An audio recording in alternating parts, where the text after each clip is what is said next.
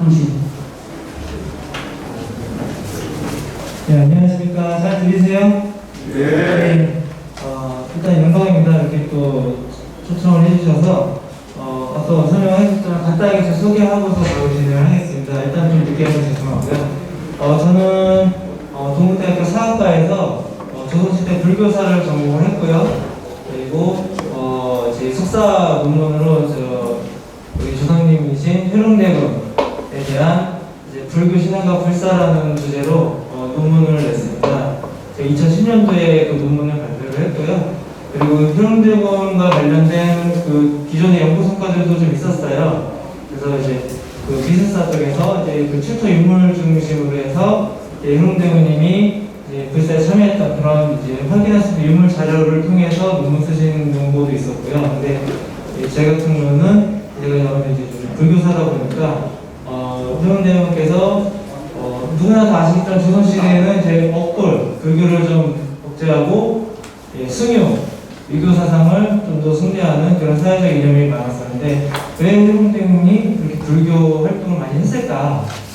되게 저도 좀 궁금해했었기 때문에 그래서 좀 제가 이 주제로 좀 논문을 쓰게 됐고요. 그리고 제가 지금 이제 파주에서 활동을 하고 있습니다. 저는 이제 청남입니다. 청출어랑 줄임말인데요. 네, 청남문화유산연구원에서 책임연구원으로 있고요.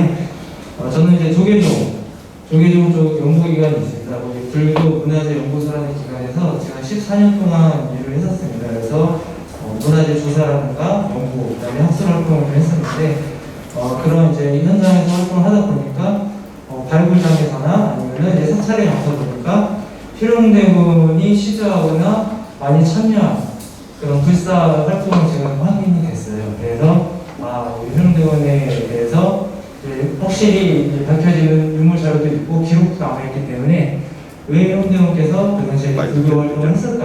불사 활동을 하고 왜 이렇게 불교를 많이 좀 신봉을 했었을까?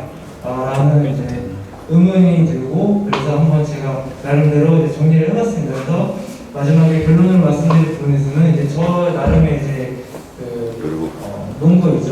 그래서 왜 회룡대군께서 이렇게 불사활동을 했을까라는 것까지 이제 결론으로 좀 설명을 드리고자 하고요. 오늘 오신 모든 분들이 다 이제 후손들이시니까 뭐 다 아시는 내용일 수도 있습니다. 잘 아시는 내용일 수도 있는데 제가 이제 약간 역사학자로서 그리고 문화재를 조사하는 사람으로서 제가 생각하는 회룡대군께서 왜 조선시대에 불교 활동을 이렇게 활발하게 했었을까에 대해서 제 논문을 좀 정리를 했어요. 저도 12년 만에 정리했습니다. 그래서 되게 좀 오랜만에 다시 글을 보다 보니까 너무 틀린 것도 많은데 일단 저희가 PP를 중심으로 화면을 보면서 그 연습을 드리겠습니다. 요걸 할까요? 예. 마스크 벗고 해도 괜찮아요? 잘 들리시죠? 네.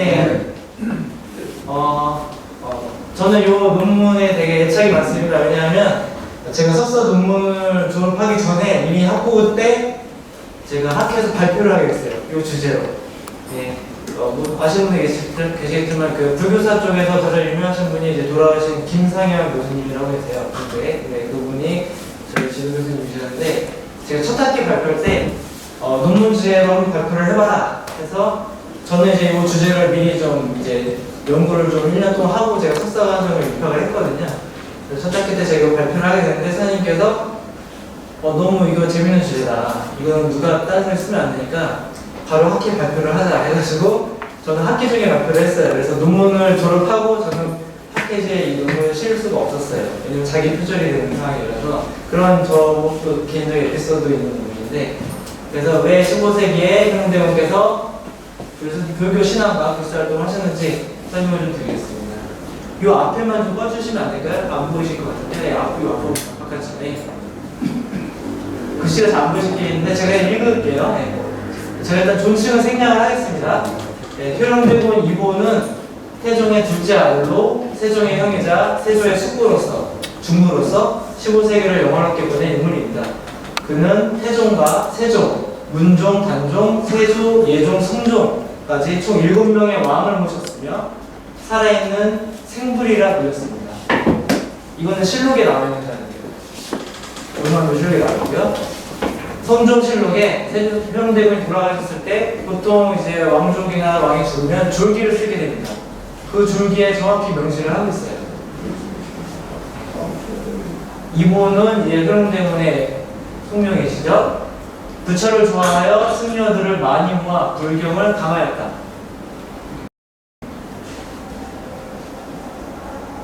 세조의 돌봐줌이 지극히 웅성하여서 상례함이 헤아릴 수 없을 정도로 많았다. 궁중에서 복연을 할 때면 이보가 세종대군이 일찍이 참여하지 않은 적이 없어 꼭 밤중에 물러가기라도 하였는데 세조가 직접 등불을 잡고 배영하였으며 원각사를 참관함에 미쳐서는 그 일을 맡아보도록 명하였다. 원각사 참관에 세종대군을 직접 사찰 참관에 도감으로 맡겼습니다. 세조대왕께서. 네, 많은 기록이 있어요. 그래서 세종대군은 불교를 혹시나요 머리 깎은 사람들이 집합 장소가 되었으며 무릇 중해의 사찰은 반드시 수창하여 이를 영관하였다. 세조가 불교를 숭신하여 승려들로 하여금 거리낌 없이 제멋대로 다닐 수 있도록 하였으니 반드시 세종대군의 권유가 아닌 것이 없었다. 이 당시가 이제 고려시대까지 불교 문화였잖아요. 근데 수많은 폐단이 있고 여러 가지 사회경제적인 문제가 있었는데 그래서 이제 태조 이성계가 성리학 사상을 중심으로 조선왕조를 세우고 불교를 어느 정도 억제하고 산사를 정리하고 그렇게 했음에도 불구하고 이 당시 태종의 아들이었던 효령대군은 불교 쪽으로 상당히 많은 활동을 하게 됩니다. 어떻게 보면 당시의 정책 기조와는 안 맞는 거죠. 근데 그것도 왕실의 인물이, 왕의 아들이 그런 활동을 한다는 겁니다. 되게 재밌지 않으세요? 왜 그랬을까? 분명 사회적으로는 불교를 탄압하려고 했는데 왕실의 인물이 사찰에 가서 뭐 건물 짓는 거 도와주고 불사를 하고 그거를 왕도 도와준다는 거죠. 되게 재밌지 않으세요? 되게 궁금했어요. 네. 일단 뭐 다 아시겠지만 효령대군 영정입니다. 지금 관악사 연주함에 연주대 모셔져 있는 영정인데요. 네.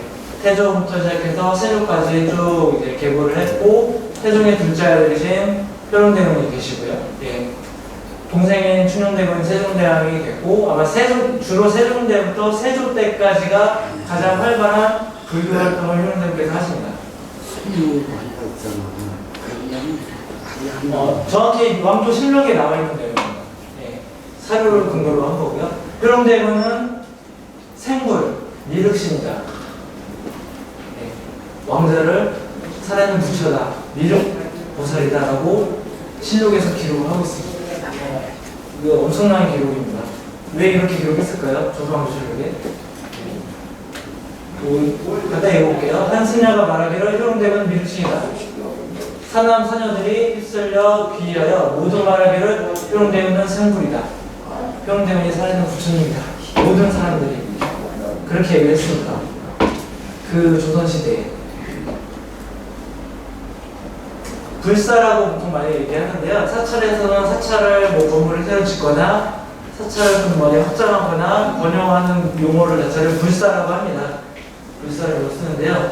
왕조실록에 따르면 효령대군의 세계 가운데서 가장 중요하게 기술된 부분은 불교와 관련된 행정입니다. 효령대군의 불사는 물론 비판을 받았죠. 그 당시에 뭐 유학자들이나 대신들한테, 성리학자들한테. 근데 왕실의 어른으로서 불사를 진행하는 데는 전혀 어려움이 없었습니다. 오히려 세종대왕은 내탕금을 내주기도 하고 세조대왕은 공식적으로 불교를 더 후원합니다. 효령대군을 통해서. 유교국가에서 상당한 지위와 큰 영향력을 행사할 수 있었던 그의 불사 행적은 오히려 불교계 쪽에서는 그때 엇불장하던 상태에서는 상당히 반가우고 되게 의미 있는 역사적인 사건이라고 할 수 있어요. 네, 조선왕조 업부정책과 불교 신앙에 대해서 간단하게 말씀을 드릴게요. 효령대군이 사셨던 15세기는 정치적으로 불교에 대한 억압이 시행되던 때였으며 신앙적인 측면의 불교는 근데 지속되었습니다. 왜냐하면 고려시대에 고려가 망하고 조선시대가 되고 유교 사상이 이제 사회 정치 지배 인형이 됐지만 그래도 뭐 보통 이제 저희도 그렇잖아요. 오래된 저희 집안의 문화가 한순간에 바뀌지가 않습니다. 그 당시에도 마찬가지였어요. 거의 1000년 가까이 이어져 온 불교의 그런 생활과 문화가 조선 왕조가 들어서고 나서 바로 유교적인 그런 문화로 곧바로 바뀌지는 못합니다. 기존에 살아왔던 그런 생활의 통순위가 있기 때문에. 그래서 그런 당대의 상황이 형되는 불교 신분과 물살도 이해하는 좀 중요한 관건이 된다고 볼 수가 있고요. 조선 측이 이제 불사의 범위인데요. 이게 다 실록에 나와 있는 내용인데, 그 당시에 이제 불사 승상의 폐단에 대한 상소들이 막 올라옵니다. 이제 조선 왕조가 새로 거의 설립되고, 그래서 불사를 만들고 불경을 베꼈으며 절을 짓고 승려들을 공양하는 이미 그 정성에 다하지 아니함이 없었다. 그 당시에도 여전히 불교 관련해서 사찰에 가서 뭐 신주도 하고, 뭐 벽팔배도 하고, 뭐 여러 가지 활동을 일반 사람들도 계속 하고 있다는 겁니다. 그 성전대에는 이제 문신 성현의 불사에 대한 찬인데요. 여기에서도 뭐 신라 고군에는 불교를 선상하여 장례, 저희가 죽었을 때 치른 장례는 오로지 부처를 공양하고 순영에 반복인 것을 상례를 하였다. 이게 어떻게 보면은 이제 사후 세계에 대한 거죠. 보통 저희가 이제 저희 유교 사상, 조선시대 유교 지배 질서로 되고 나서는 제사 문화가 이제 자리를 잡죠. 근데 제사는 저희 조상님들한테 잘 제사를 모시고 후손들이 잘 살기를 바라는데, 그거를 떠나서 과연 내가 죽었으면 어떻게 될까? 그리고 내가 정말 이제 뭐 비명을 행사했다 그랬을 때 그 돌아가신 분의 원한을 어떻게 풀어줄까? 이런 부분의 역할은 유교적인 그 시스템 안에서는 좀 어려웠었어요. 지금도 약간 그런 부분이 있는데, 근데 오히려 불교적인 부분이 뭐 불교 쪽도 잘 아시겠지만은 약간 그런 이생에 쌓았던 업이라든가 다음 생에는 내가 더 좋은 데 태어나겠다, 그런 내세관이나 그런 거 있죠. 윤회 사상, 그런 거가 그 당시에는 이제 사람이 누가 죽었을 때 장례를 할 때, 보통 저희가 뭐 3년 3도 이제 유교 문화에서 있긴 하지만 그런 제 49제라든가 그러니까 그런 거를 통해서 좀 풀어주는 그런 문화는 여전히 지속되고 있었다는 겁니다. 그래서 그런 일들이 이렇게 기록에 나와 있어요. 뭐 산사에서 7일제를 베풀고 여러 가지 내용이 있습니다. 뒤에 제가 더 설명드릴 텐데요. 그래서 오늘 간단하게 정리를 좀 해봤어요. 고려 왕조 때에는 불교계의 폐단이 좀 심각했고, 그때 승려들이 막 뭐 나라를 좌지우지하고 뭐 토지부터 모든 경제를 장악하고 뭐 고리대도 하고 막 온갖 비판이 많았던 때이기 때문에 이제 그거를 이제 계약하는 상황이 왔었고, 그때 이제 성리학이 고려 말에 도입되면서 고려의 신리사대부를 중심으로 한 성리학을 수용을 하면서 불교를 대신할 이제 사상, 정치 사상으로 유교가 이제 잘 되게 됩니다. 그러면서 이제 결국 태조 이성계가 조선왕조를 설립하게 되죠. 위원회 회동을 통해서 1990년에 조선왕조를 설립하면서 모든 사회정책 이념을 유교 사상으로 만듭니다. 그러면서 고려의 그때 가장 큰 모순이었던 질서, 그게 바로 불교적인 체계와 불교 문화였던 거죠. 그리고 불교 정책과 도척제 시행합니다. 이 도척제를 갖고 있는 스님만 스님을 인정하는 그런 제도를 만들게 되는 거죠. 그래서 역교 정책은 태종과 세종 연간에 본격적으로 시행됩니다. 세종대가 가장 강렬했죠. 세종의 이제 전반기는 후반기는 아니면 세종 전반기까지도 이제 사찰을 줄입니다. 사찰 통폐합을 해요. 교종과 성경 사찰로 그렇게 이제 축소를 시키고 불교에 대한 통제, 사회적 경제 측면에서 많은 거를 억압합니다. 그런데도 불구하고 조선 초기에 이런 강력한 업무 정책에도 불구하고 많은 불사는 계속 이루어집니다. 특히 왕실 안에서 부처님한테 이제 뭐 호양미도 올리고 그다음에 뭐 기도도 하고 내불당이라고 하는데, 왕실 안에서는 또 불교 문화가 유지가 또 됩니다. 아까 말씀드렸던 뭐 이제 사후 세계관이라든가 윤회 사상, 내세관들을 통해서 불교 신앙이 이제 동아시아 사회에 미친 영향이 좀 있거든요. 그래서 삼국시대부터 이제 불교를 그래서 했는데, 이런 국가 의례나 일반적인 제의, 불교식 제외가 불교식으로도 계속해서 이어지고 있었던 겁니다. 그리고 불교적인 효의 관념도 있습니다. 저희가 경전, 불교 경전에 불설, 대보, 부문, 중경이라는 경전이 있어요. 네, 여기 이제 내용이 나와 있습니다.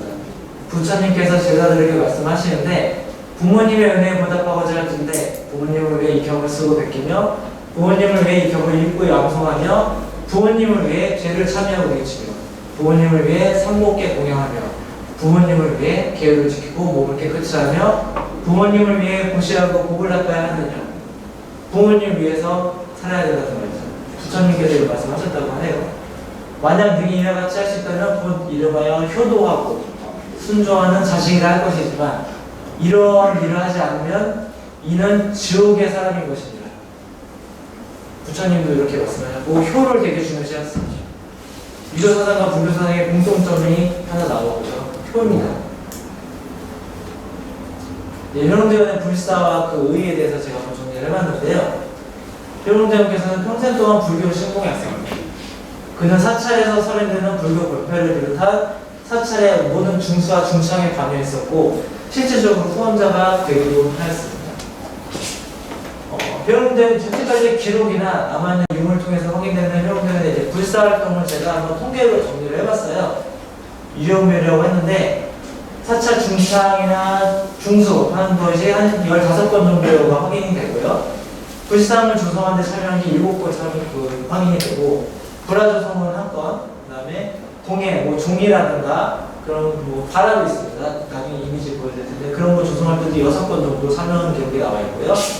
타파, 이제 석탑이라든가 용가사지 심층석탑이라든가 이런 부분들, 그 다음에 강경과 언해, 이때 이제 세조대에 이제 강경도가 설치되면서 저희가 이제 세종대왕이 한걸 만드신 다음에 모든 경전에 대한 언해 보험도 작업되고 그런 과정이 효롱대원이 상당히 많이 참여를 하게 됩니다. 그리고 이제 불교 법회, 이 불교 법회만이 아니라 우리가 보통 이제 비가 안 오면 기유제를 하잖아요. 한강 수육제를 엄청나게 크게 엽니다. 효롱대원이. 거기에 수많은 승려들과 수많은 뭐 상하, 뭐 구분 없이 모든 일반 백성들이 다 참여합니다. 또 왕대별로 봤을 때는 태종대에도 일부 불사활동한 기록은 남아있어요. 그리고 세종대와 주로 세조대에 많이 하십니다. 그리고 이제 성종대까지, 돌아가시기 전까지 불사활동을 계속 하시고요. 이거는 이제 쭉쭉 한번 보시면 되는데, 태종 8년에 금강산, 현재 북한의 금강산 유장사 중권부터 효롱대원이 관여했던 기록이 시작됩니다. 네, 1408년이고요. 이때부터 수많은 불사와 중창 활동을 하십니다. 이건 제가 일단 시험 기사 넘어갈게요. 나중에 제가 이 자료는 저희 청만사 쪽에 전달을 해드릴게요. 필요하신 분들은 이 자료를 뭐 출력하셔서 아니면 파일로 보실 수 있도록 제가 전달해드리겠습니다. 그래서 뭐 범정, 의식구, 그래서 뭐 곡성의 전남 곡성의 태안사라는 절의 개발, 바다예요. 이렇게 치는 바다. 그 바다에 정가공의 효롱대문이라는 명문이 나와 있습니다. 그런 바다까지 효롱대문이 직접 친주를 했다는 게 증명이 되는 거죠. 네, 수많은 활동을 하십니다. 석탑조선에도 활동을 하셨고요.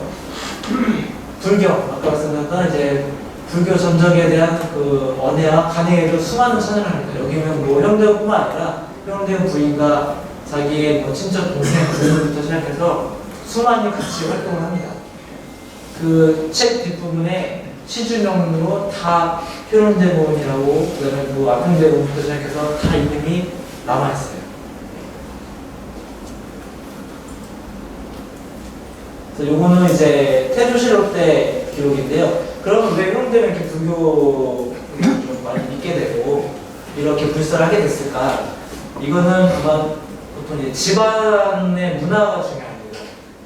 그래서 이제 제가 태조 이성계부터 그 태조 이성계의 증조부부터 시작해서 기록을 살펴보면 후대에 조선주를 나있긴 하지만 이성계 증조부나 조부도 불교와 관련된 여러 가지 이야기의 설화가 나와 있습니다. 예를 들면은 이곳에 거저는 수년 만에 아들이 없으므로 태씨와 함께 낙산 관음들에서 기도하니 꿈에 한 나비생이 와서 말하기를 반드시 귀한 아들을 낳을 것이니 마땅히 이름을 설레라고 하라. 설레가 이 태조 이성계의 증조부일 겁니다. 제가 알기로. 네. 이게 불교적인 그런 기록들이 남아있어요. 저는 이미 고려시대 말부터의 어떤 그런 그 지배 집단에 속해 있었기 때문에 고려 문화를, 그러니까 불교 문화라고 했을 때 불교 문화를 이미 다 누구나 다 모든 백성들이 다 불교 문화에 살았습니다. 새로운 왕조를 만들고 새로운 사상을 도입해서 그 모든 폐난을 이제 없애고 새로운 세상을 만들고자 했던 거지만 그래도 내가 살아왔던, 내가 어릴 때부터 봤던 그런 이렇게 문화 풍습은 그대로 이어지는 거죠.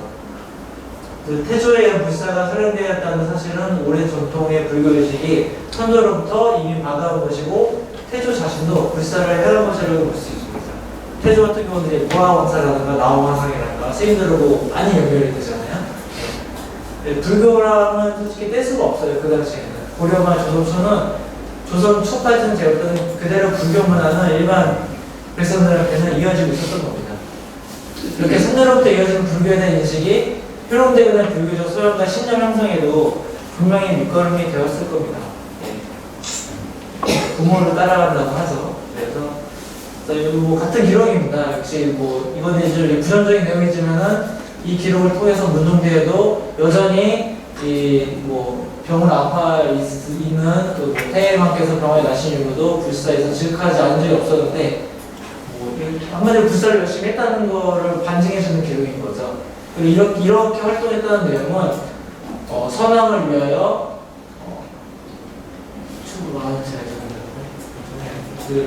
추존한다고 하죠. 그러니까 예를 들면은 우리 선대 왕들이 좋은 곳에 가서 건강한 생활시기를 바라는 거를 왕실에서 불사를 하면서 바랬던 겁니다. 발언을 하고 기원을 했다는 거예요.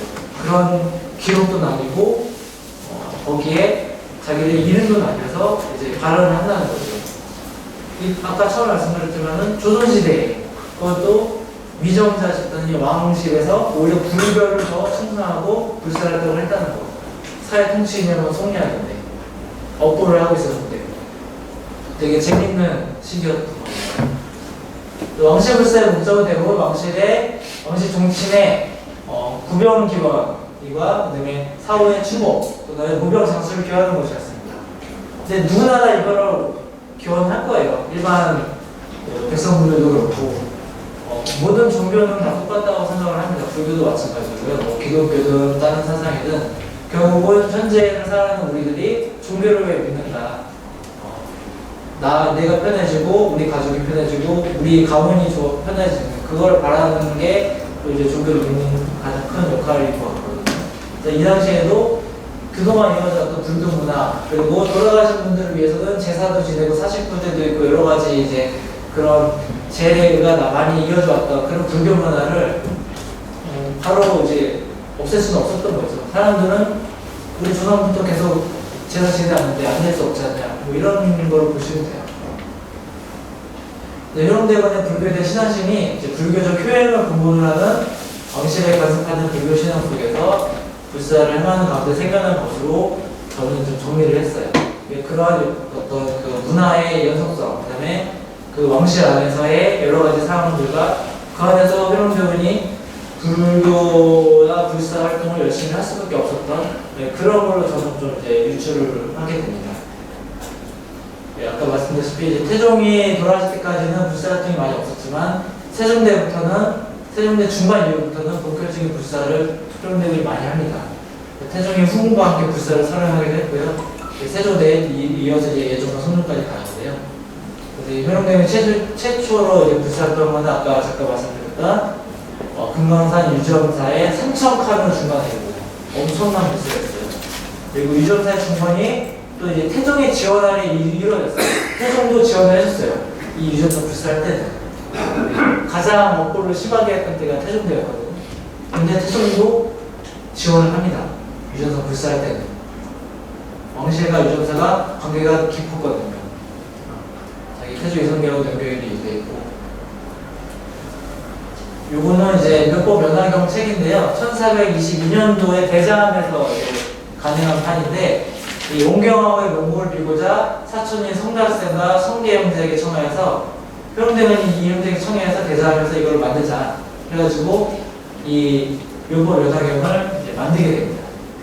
그래서 효롱대원을 비롯한 이제 삼왕국 대부인 정씨와 승려들이 함께 신주를 하는데 그런 이제 기록들이 뒤에 남아 있고요.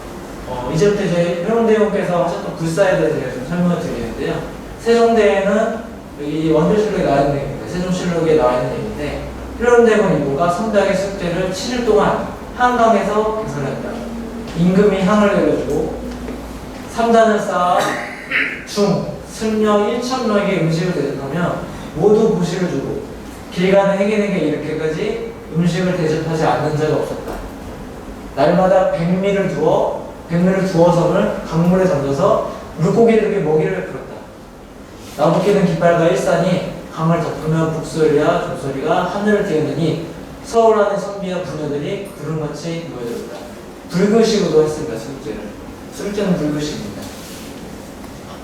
놀랍지 않으세요? 세종이 향도 내려주고 수녀 1천명에게 음식 주고 지나가는 모든 백성들한테 밥을 다 주고 심지어 물속에 사는 물고기를 위해서 백미를 뿌려줍니다. 불교적인 그런 의미인 거죠. 행사인 거죠. 한창 먹고 숨이 있던 이 당시 한강에서 술제는 7일간이나 합니다. 크게. 되게 재미있는 상황입니다. 한강 술제는 효령대군 중심의 행사로 세종은 술제를 허용할 수밖에 없었으며 향을 내려주기도 했습니다. 기록에 보이죠. 한강 술제는 당시에 사회적으로 상당히 큰 주목을 받았고요. 이러한 것을 봤을 때 과연 조선시대 사회가 불교를 무조건 탄압하고 무조건 승리하고 사회 지배 질서를 해서 통치를 했는가?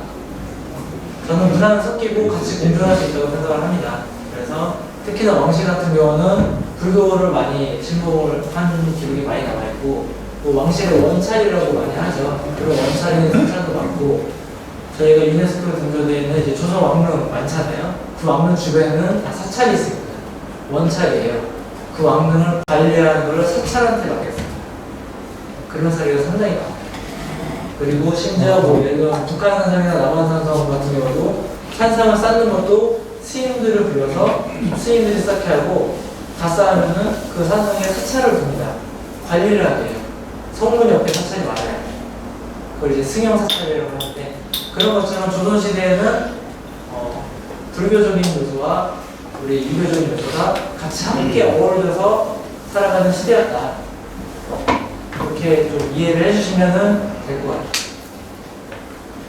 이건 이제 기록에 나와 있는 걸 땄습니다. 이미지를 좀 냈는데요. 효령대군 일부가 중시의 의친의 장으로 몸서 불전에 나아가 법원에서 강연하여 이를 서민에게 보이게 되면 사람들이 앞다투어 이를 불먹고 섬할 것입니다. 효령대군은 의친의 장으로서 중신의 수령이라는 표현입니다. 앞장을 서게 되면 대소시민이 누가 감히 따르지 않겠사옵니까? 그 당시에 대신과 성리학자들이 상소를 계속 올립니다. 세종한테. 근데 세종은 다 무마합니다. 네, 어쩔 수 없다. 승도가 절에 있으면서 송경하여서 따르며 불사를 함이 아니었다. 효령의 왕량이 무엇이 의리상 해놓은가 하물며 효령의 종실의 장으로서 비록 사사의 왕량들 내 어째 강제로 제재할 수 있겠느냐. 이 실록에 나와 있는 기사 그대로입니다. 세종도 후반기부터 세종대의 국정운영 후반기부터는 수많은 불사를 효령대군과 함께 취합을 합니다. 그래서 저도 우리가 효령대군 자기 형님이잖아요. 형님의 영향을 많이 받았다고 생각을 하고요. 이제 좀 빨리 넘어갈게요. 양주의 회암사입니다. 대표적인 게 회암사 불사를 했었고요. 효령대군이 차려한 불사고요. 서울 성북구 흥천사. 흥천사도 효령대군이 사리가구 수리를 관장했다는 기록이 나옵니다. 중창불사를 했고요. 그 주창불사를 한 다음에 5일간이 또 여기서 경찬에 연회를 들었다는 기록이 나와있어요. 그리고 양주 회암사전에 출토된 수막세인데 범자입니다. 불교 범자인데 여기에 보시면 효령대군 명문이 나와있습니다. 효령대군이 시주한 기라이거죠. 그리고 강원도 오대산 월정사입니다. 월정사에서도 여기는 양녕대군과 첫째 형인 왕녕대군과 효령대군이 월정사 중창에 참여했는데요. 여기 기와편 안막세에 양녕대군, 효령대군 시주명이 나와있습니다. 양녕대군도 효령대군과 함께 불사에 참여한 기록이 확인이 됩니다. 보통 제가 드라마 봤을 때 양녕대군은 좀 이제 안 좋게 표현되잖아요. 근데 그거는 아닌 것 같아요, 제가 보기에는. 그리고 효령대군이 스님으로 나오는 드라마도 있었습니다. 그거는 완전히 역사적으로 고증을 잘못한 그냥 허구입니다. 그냥 드라마적으로 하려고 한 거니까요. 그래서 수많은 이제 불사를 하고요. 시간이 좀 없는 관계로 제가 빨리빨리 넘길게요. 이거는 부모 은준경입니다. 부모 은준경과 장수, 멸제, 호재, 동자, 다란이경. 부모님을 위해서 부처님이 아까 말씀하셨던 그 경전을 효령대군이 자기 부인과 뭐 아들과 함께 천안 감독사에서 시비해서 만든 경전입니다. 아까 말씀드렸던 바라, 목성 태하는데 바라인데 여기 정박으로 효령 대군이라고 명시가 되어 있어요. 정박으로 자기 이름은 아닌 거예요. 네, 많습니다. 율법 변화죠. 여기에도 여기 보면은 정통 13년 무진년 연대가 나왔고요. 네. 안평대군이 더 있고 그 다음에 이쪽에 효령대군, 효령, 안평, 양대군, 원력, 소조야라. 네. 안평대군, 효령대군이 같이 원력을 세워서 이 경전을 만들었다는 내용이 나와있습니다. 그래서 회암사, 승천사, 홍천사 불사에 참여했을 때는 또 승려들에게 도청을 발급하게 했고요. 이 여러 사찰들 불사 때 경제적인 성가시죠. 그 다음에 왕실 불사에 참여했던 모든 이 행호와 신이라는 스님이 있습니다. 유명한 스님이에요. 이 스님을 불러서 왕에게 우대받게 하는 등 사회적 지위를 좀 높여주는 역할을 했어요. 스님들을. 고승을 이미 높았던 만우와 기분이 사실과도 교육을 했다.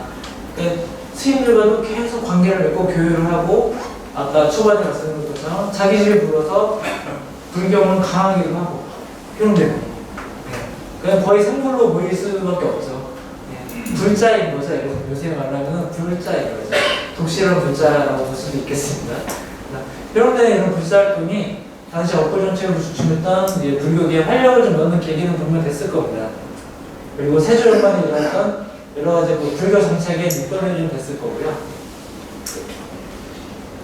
네, 영상은 나중에 한번 보세요. 제가 영상 좀 드릴게요. 이거는 이제 양녕과 세종 사이에 끼인 왕자로 유튜브에서 나온 게 있는데 이거는 나중에 제가 다 드릴게요. 한번 보세요. 네, 그래서 이렇게 효령대군 이렇게 비추를 합니다. 이제 왕감이라는 드라마 이렇게 나왔고요. 할명회 속에서 효령대군, 용해눈물 가장 유명한 드라마죠. 용해눈물에서도 이제 이보라고 이렇게 나오고, 네, 대양 서점에도 나오는데 심지어 여기 나는 왕일소리가 스님으로 나옵니다. 효령대군이. 이거는 완전 왜곡된 겁니다.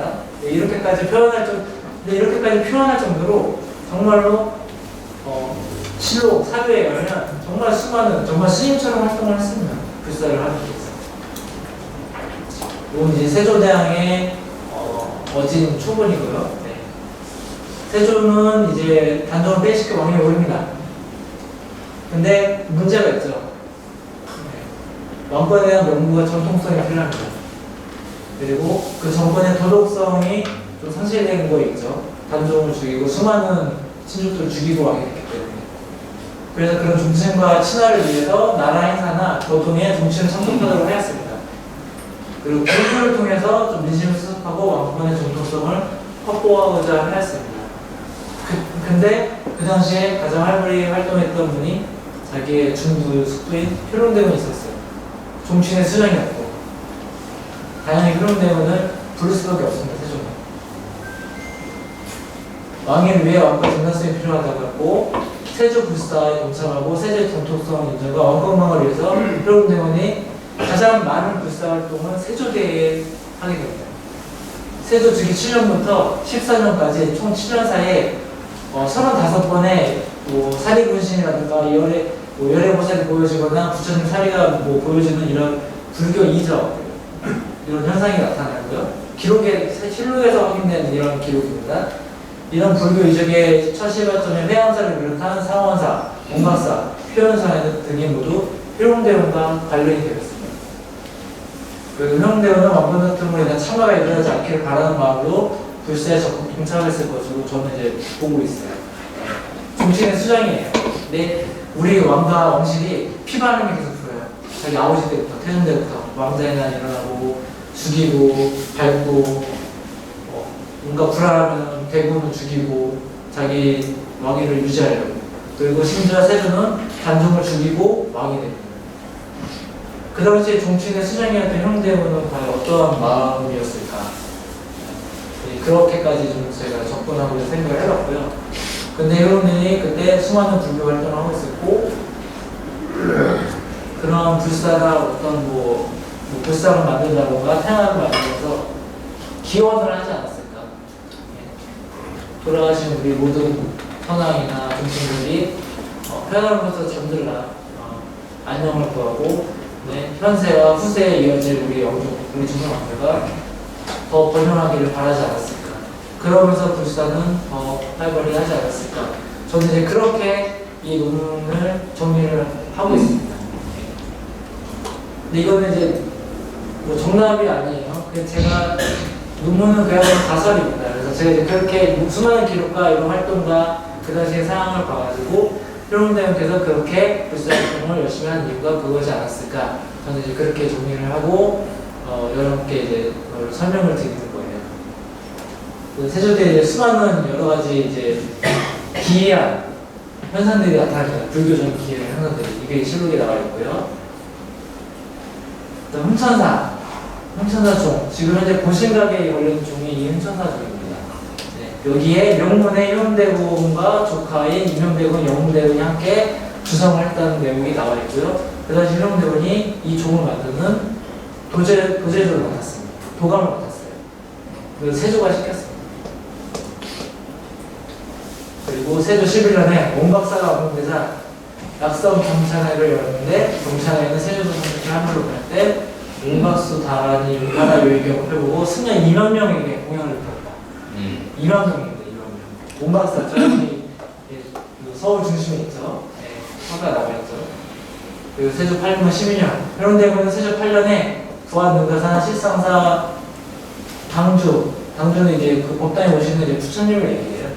3년을 조성해 영웅대군과 함께 포시하였어요. 세조 12년에는 양녕대군과 부인, 그 다음에 대방부 부인과 함께 칠상사 중창을 발행하는 사찰현사 중창에 많은 노력을 기울였다. 세조대에 효령대군이 엄청난 불사를 합니다. 가장 활발한 불사를 했습니다. 왜 세조대에 그렇게 많이 했을까? 저는 그거를 세조는 이제 왕권의 정통성과 당위성, 도덕성을 필요로 했고 효령대군은 왕실의 안녕과 그동안의 모든 잘못된 거를 불교를 통해서 다음 생에는 더 낫게 그리고 돌아가신 분들은 편안하게 잠들게 그러한 목적으로 서로가 같이 매칭해서 하지 않았을까 그렇게 제가 정리를 한 겁니다. 이제 여기서 보여드린 거는 세조대에 불사했던 이제 그 불상이나 테마 직접 이 불상을 만든 겁니다. 여기에 이제 법천사 목조 안타불 자상이라는 데 있는데요. 여기 기록에 이게 제군 종실 각 안녕을 기원하는 문구가 써있고 여기에 효령 내동하고 사인이 도장으로 찍혀있습니다. 여기 저렇게 나와있어요. 제군 종실이 각각 다 안녕하게 기원한다. 그런 마음으로 이 불상을 조성하는데 참여합니다. 이거는 현재 경주의 왕묘사원 곳에 소장되어 있는 목조 아미타역의 자상인데요. 1466년에 조성됐어요. 효령대군이 살던 때입니다. 네. 여기에도 효령대군이 자상 보이는데요. 여기도 효령대군의 이제 그 이름과 그다음에 이제 수결이라고 합니다. 사인이에요. 붓으로 이렇게 사인을 하거든요. 도장 찍는 게 아니라 도장 찍는 거 앞서가고 효령대군 써놓고 이렇게 사인을 하니까 특이하게 아마 그 본명 이름의 고자를 사인 형태로 이렇게 하는 게 많이 확인이 돼요. 그리고 수결이 많이 남아있어요. 그리고 본문 첩서에 모두 앞서야 붙였다 해가지고 불경 만들 때 여기 다 사인을 합니다. 그리고 이거는 이제 테마는 현재 일본에 있는 지우론에 소정되어 있는 테마예요. 1465년에 만들어진 광경 16강 별탄도라는 테마인데 여기에도 효령대군 보라고 12주년에 명시가 되어 있습니다. 불상, 부가, 아까 보였던 기와, 건물을 짓기 위한 불사였죠. 종도 만들었고요, 바람도 만들었고요, 책도 만들었고요, 시인도 모아놓고 여러 법회도 열었고요, 한강에서 사람들, 백성도 모였고 술제도 거행했고요, 수많은 활동합니다. 네. 이제 결론입니다.